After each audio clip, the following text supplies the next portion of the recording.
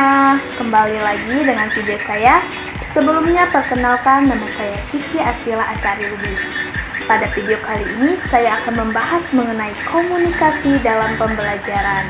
Nah, apa sih itu komunikasi dalam pembelajaran? Komunikasi pembelajaran adalah suatu proses penyampaian suatu konsep atau ide dari seseorang kepada orang lain untuk mencapai pesan secara efektif dan efisien dalam pembelajaran. Mengapa komunikasi penting dalam pengajaran dan pembelajaran? Karena dengan komunikasi dapat membangun hubungan dan kepercayaan yang kuat, serta menumbuhkan lingkungan belajar yang positif. Tanpa komunikasi yang efektif, proses pembelajaran tidak akan dapat berjalan dengan optimal. Kemampuan untuk melakukan komunikasi yang efektif merupakan salah satu kompetensi yang harus dimiliki dan dikuasai oleh seorang guru. Hal ini sebagaimana tercantum dalam Undang-Undang Republik Indonesia Nomor 14 Tahun 2005 tentang Guru dan Dosen, Peraturan Pemerintah Nomor 19 Tahun 2005 tentang Standar Nasional Pendidikan, serta Peraturan Menteri Pendidikan Nasional atau Permendiknas Nomor 16 Tahun 2007 tentang Standar Kualifikasi Akademik dan Kompetensi Guru. Guru sebagai learning agent berkewajiban memiliki kualifikasi akademik yang diperoleh melalui perguruan tinggi yang terakreditasi S1 atau D4 dan memiliki 4 kompetensi. Salah satunya adalah kompetensi sosial, yakni kemampuan pendidik sebagai bagian dari masyarakat untuk berkomunikasi dan bergaul dengan peserta didik, sesama pendidik, tenaga kependidikan, orang tua atau wali peserta didik, dan masyarakat sekitar. Menurut Harjana, sebagaimana dikutip oleh Endang Lestari G. 2003, secara etimologis komunikasi berasal dari bahasa Latin, yaitu cum, sebuah kata depan yang artinya dengan atau bersama dengan, dan kata umus, sebuah kata bilangan yang berarti satu. Dua kata tersebut membentuk kata benda communio, yang dalam bahasa Inggris disebut communion, yang mempunyai makna kebersamaan, persatuan, persekutuan, gabungan, pergaulan, atau hubungan. Karena untuk berkomunio diperlukan adanya usaha dan kerja, maka kata communion dibuat kata kerja communicare, yang berarti membagi sesuatu dengan seseorang, tukar-menukar, membicarakan sesuatu dengan orang, memberitahukan sesuatu kepada seseorang, bercakap-cakap, bertukar pikiran, berhubungan, atau berteman. Dengan demikian, komunikasi mempunyai makna pemberitahuan, pembicaraan, percakapan, pertukaran pikiran, atau hubungan. UU SPN Nomor 20 Tahun 2003 menyatakan pembelajaran adalah proses interaksi peserta didik dengan pendidik dan sumber belajar pada suatu lingkungan belajar.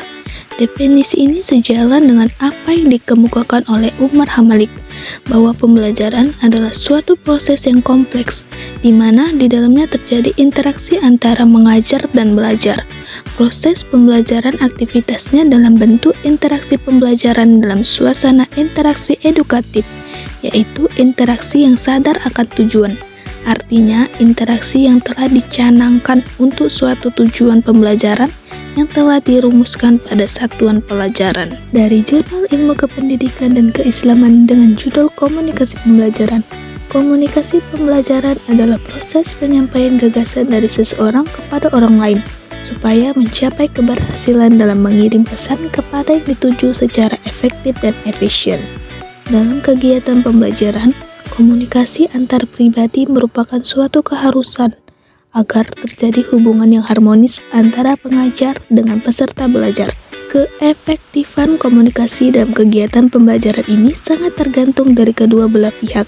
Akan tetapi, karena pengajar yang memegang kendali kelas, maka tanggung jawab terjadinya komunikasi dalam kelas yang sehat dan efektif terletak pada tangan pengajar. Keberhasilan pengajar dalam mengemban tanggung jawab tersebut dipengaruhi oleh keterampilannya dalam melakukan komunikasi ini.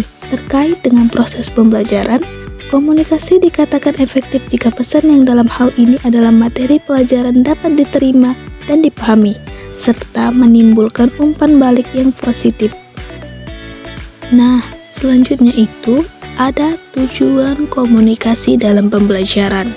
Dalam bukunya yang berjudul Ilmu Komunikasi, Suatu Pengantar, Profesor Dr. Dedi Mulyana MA menjelaskan bahwa tujuan utama komunikasi secara umum adalah untuk menciptakan pemahaman, kesenangan, mempengaruhi sikap, memperbaiki hubungan atau tindakan.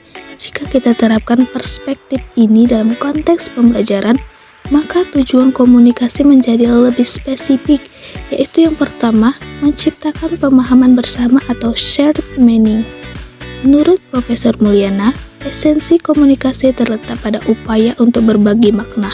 Dalam pembelajaran, tujuan utama komunikasi antara guru dan siswa adalah untuk memastikan bahwa pesan-pesan yang disampaikan oleh guru berupa materi pelajaran, instruksi, atau penjelasan dapat dipahami oleh siswa dengan makna yang sedekat mungkin dengan apa yang dimaksudkan oleh guru. Tanpa pemahaman bersama, proses pembelajaran tidak akan efektif. Komunikasi yang baik bertujuan untuk menjembatani perbedaan latar belakang, pengetahuan, dan interpretasi antara guru dan siswa sehingga tercipta titik temu pemahaman. Nah, yang kedua itu mempengaruhi sikap dan perilaku siswa atau attitude and behavior change. Profesor Mulyana juga menekankan bahwa salah satu tujuan komunikasi adalah untuk mempengaruhi sikap dan perilaku. Dalam konteks pembelajaran, guru tidak hanya ingin siswa memahami materi secara kognitif, tetapi juga diharapkan dapat mengembangkan sikap positif terhadap belajar, mata pelajaran, atau nilai-nilai yang diajarkan. Melalui komunikasi yang persuasif dan efektif, guru berusaha memotivasi siswa, menumbuhkan minat belajar, dan mendorong perilaku yang sesuai dengan tujuan pendidikan. Nah, dan yang ketiga itu memperbaiki hubungan atau relationship improvement. Komunikasi juga bertujuan untuk memelihara dan meningkatkan kualitas hubungan antar individu. Dalam pembelajaran, komunikasi yang baik antara guru dan siswa serta antar siswa menciptakan lingkungan belajar yang positif, aman, dan kondusif. Guru yang komunikatif dan empatik dapat membangun hubungan yang saling percaya dan menghormati dengan siswa, sehingga siswa merasa nyaman untuk bertanya, berpartisipasi, dan berkolaborasi dalam proses belajar. Nah, guys, selanjutnya itu ada fungsi komunikasi dalam konteks pembelajaran. Menurut Profesor Dr. H.A.W. Wijaja dalam bukunya Ilmu Komunikasi, Suatu Pengantar, komunikasi dalam konteks pembelajaran memiliki beberapa fungsi krusial. Di antaranya yang pertama itu fungsi informatif. Dalam proses pembelajaran, komunikasi berfungsi untuk menyampaikan informasi dan pengetahuan dari guru kepada siswa. Guru menggunakan berbagai bentuk komunikasi baik verbal maupun non-verbal untuk menjelaskan konsep, teori, fakta, dan keterampilan yang menjadi tujuan pembelajaran. Komunikasi informatif ini memastikan bahwa siswa menerima materi pembelajaran yang relevan dan akurat. Kejelasan dan ketepatan informasi yang disampaikan sangat penting agar tidak terjadi misinterpretasi atau kesalahpahaman di pihak siswa. Nah, dan yang kedua itu fungsi persuasi. Komunikasi dalam pembelajaran juga memiliki fungsi persuasif, di mana guru berusaha untuk mempengaruhi sikap, keyakinan, atau perilaku siswa terkait dengan materi pembelajaran atau nilai-nilai yang ingin ditanamkan. Melalui argumentasi yang logis, contoh-contoh yang relevan, dan penyampaian yang menarik, guru berupaya meyakinkan siswa tentang pentingnya materi yang dipelajari atau mendorong mereka untuk mengadopsi pandangan atau tindakan yang positif. Nah, dan yang ketiga itu fungsi integrasi. Komunikasi memfasilitasi terciptanya integrasi atau kebersamaan di antara siswa dan antara siswa dengan guru. Melalui interaksi dan dialog, siswa dapat berbagi ide, bertanya, dan berkolaborasi dalam proses belajar.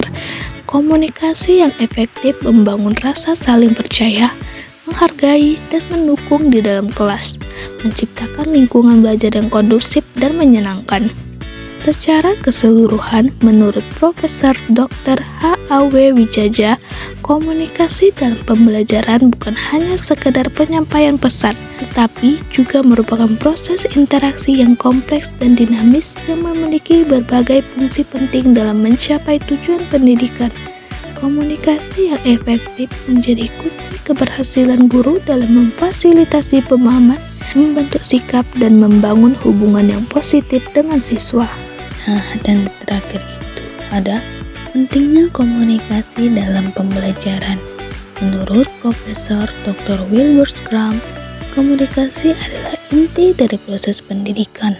Beliau menekankan bahwa pembelajaran pada dasarnya adalah proses menyampaikan dan menerima pesan, dan efektivitas proses ini sangat bergantung pada kualitas komunikasi yang terjadi.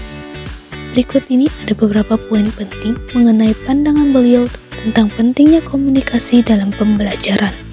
Yang pertama, mencipta pemahaman bersama. Schramm menekankan bahwa tujuan komunikasi adalah untuk menciptakan shared meaning atau pemahaman bersama. Dalam konteks pembelajaran, ini berarti guru harus mampu menyampaikan pesan sedemikian rupa sehingga siswa dapat menginterpretasikannya sesuai dengan maksud guru. Nah, dan yang kedua itu ada komunikasi yang efektif melibatkan umpan balik atau feedback, di mana siswa dapat mengajukan pertanyaan atau memberikan respon, sehingga guru dapat memastikan pemahaman yang benar telah tercapai dan melakukan klarifikasi jika diperlukan. Secara ringkas, menurut Profesor Dr. Wilbur Schramm, komunikasi adalah jantung dari proses pembelajaran.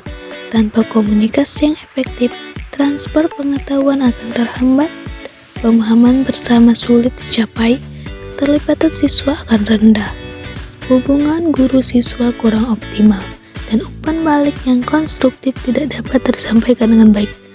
Oleh karena itu, penguasaan keterampilan komunikasi yang baik bagi guru dan penciptaan lingkungan komunikasi yang terbuka dan interaktif di kelas adalah esensial untuk keberhasilan pembelajaran. Secara ringkas, menurut Profesor Dr. Wilbur Schramm, komunikasi dalam pembelajaran yang efektif harus memperhatikan prinsip-prinsip seperti perhatian dan persepsi selektif, penggunaan makna dan simbol yang dipahami bersama, partisipasi aktif dan umpan balik. Berdasarkan berbagai perspektif para ahli dan peraturan perundang-undangan yang telah dipaparkan, dapat disimpulkan bahwa komunikasi memegang peranan sentral dan krusial dalam proses pembelajaran yang efektif. Para ahli seperti Profesor Dr. H.A.W. Wijaja dan terutama Profesor Wilbur Schramm menekankan berbagai aspek pentingnya komunikasi. Schramm bahkan menyebut komunikasi sebagai jantung dari proses pendidikan, yang tanpanya transfer pengetahuan terhambat, pemahaman sulit tercapai, partisipasi siswa rendah, dan umpan balik konstruktif tidak berjalan efektif.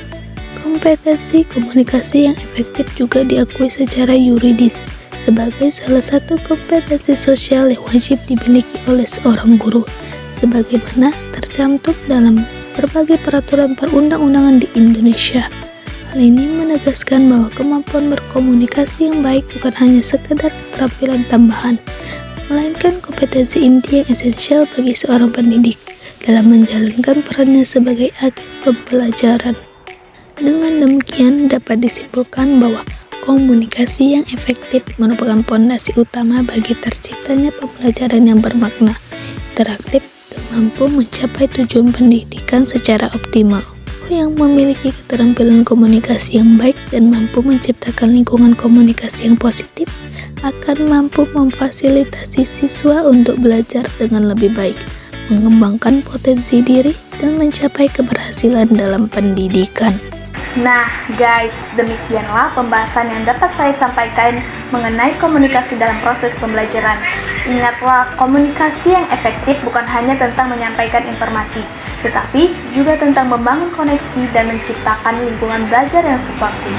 Mari terus asah kemampuan komunikasi kita demi pembelajaran yang lebih bermakna dan menyenangkan. Sampai jumpa di kesempatan berikutnya. Bye teman-teman semua.